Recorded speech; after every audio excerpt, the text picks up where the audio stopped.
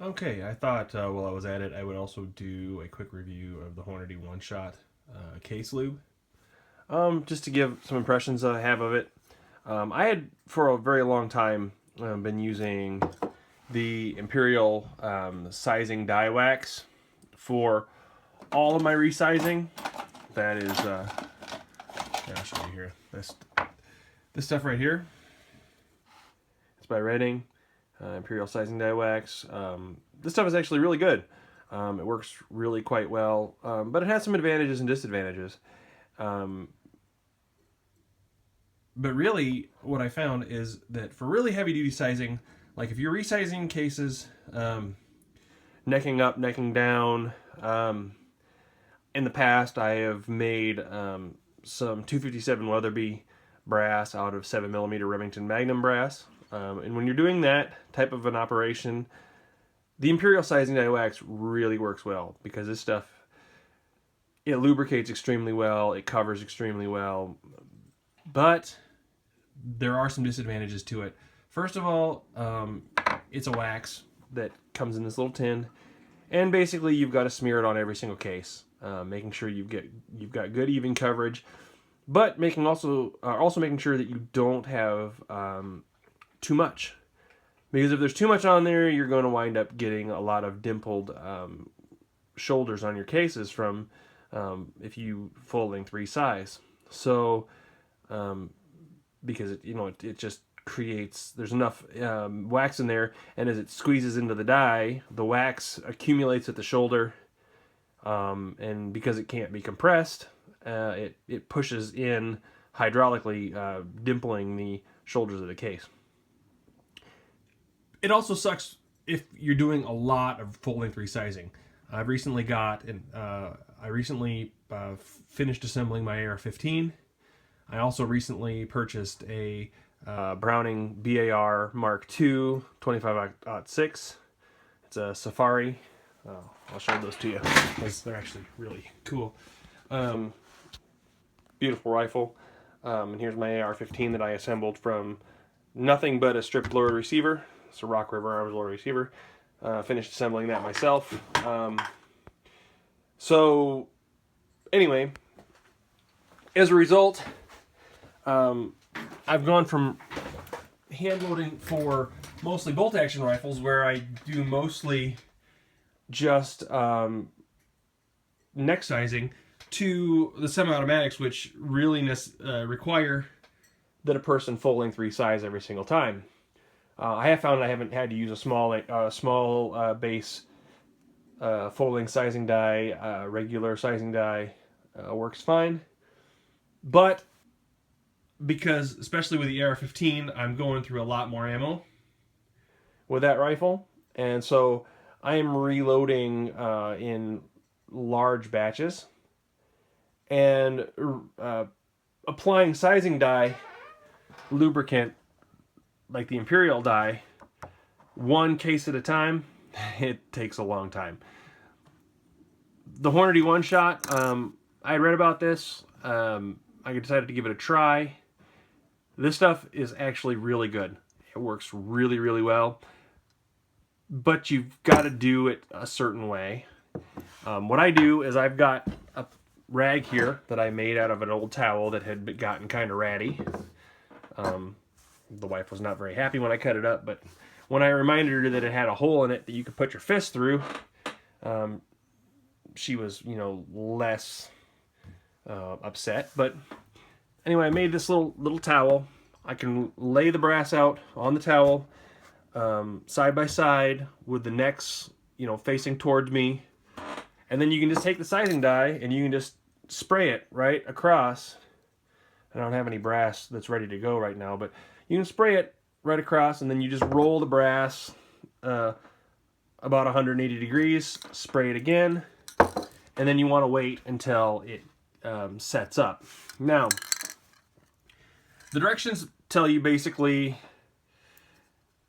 shake well before using. It's got kind of the little ball in there like a can of spray paint. You want to shake it up really well because you want to get the waxes dispersed in the solvent that's inside there. And you spray a light coat on roll the cases over, spray another light coat. But then the biggest thing I found is, and you want to spray from like about a 45-degree angle. The directions say that you want to spray at an angle like this. You don't want to spray straight down onto the cases, because if you do that, it doesn't really disperse the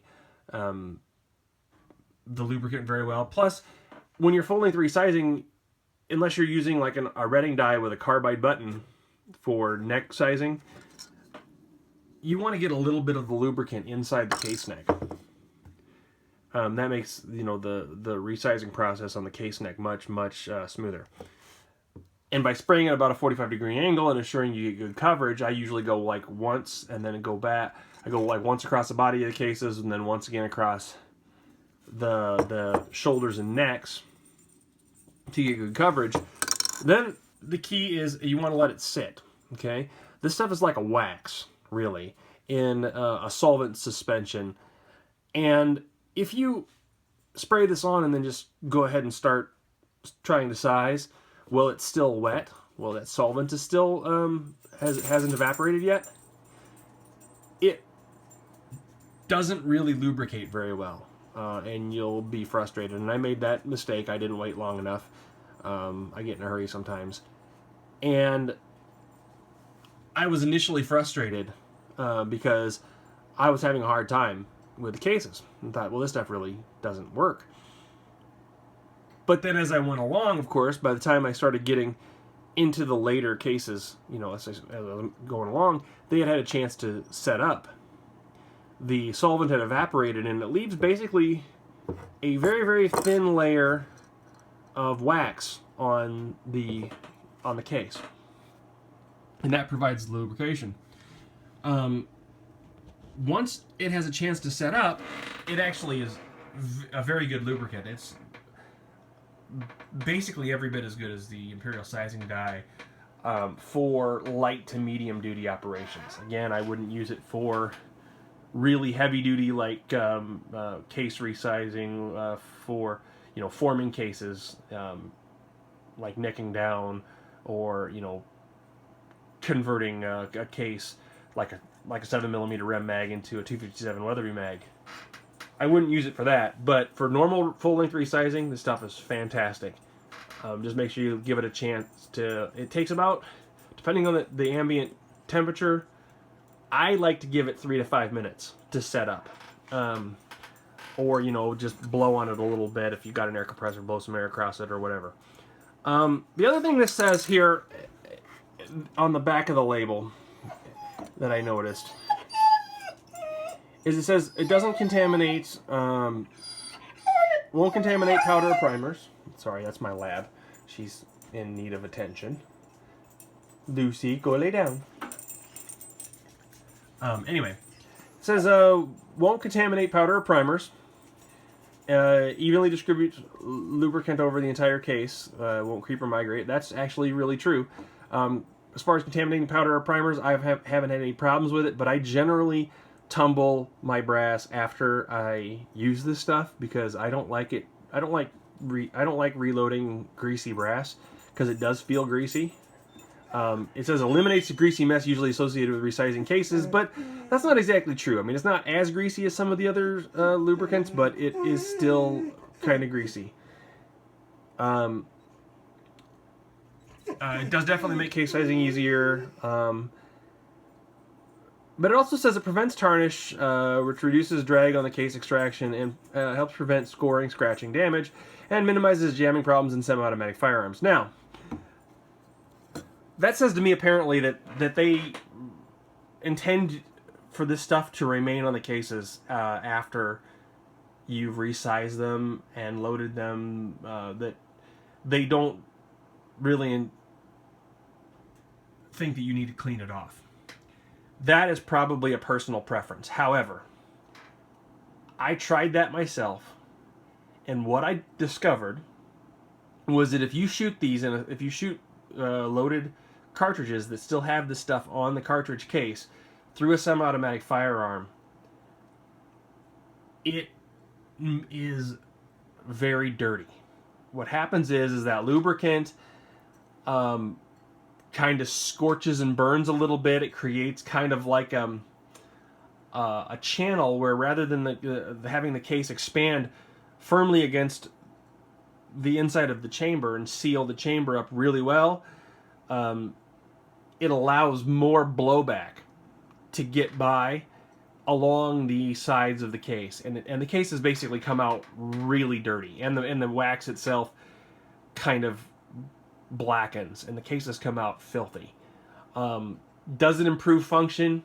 I don't know. I keep my rifles really clean, so I haven't noticed any difference. My Browning is, you know, fairly new, and I keep it very clean, so it functions just fine. My AR-15 has a Noveski with the 5.56 Mod 1 chamber, which is like a 223 Wild combat chamber, so it's designed to be fairly accurate but still extremely reliable, so I haven't had any problems at all as far as function goes.